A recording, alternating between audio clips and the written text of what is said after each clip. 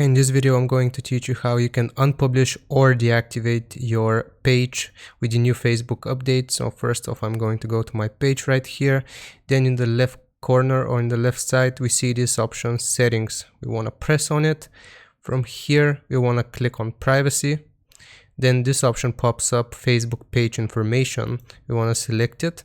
And then here at the very bottom, you see this option deactivation and deletion. If we click view, we see two options, deactivate page or delete page.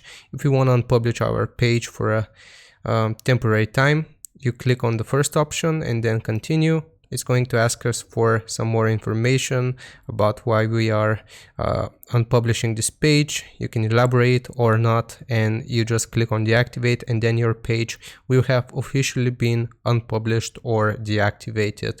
You can later undo this method though. Alright, thank you for watching. I hope it helped you out. If you did, leave a like and sub. I will see you next time. Take care. Bye bye.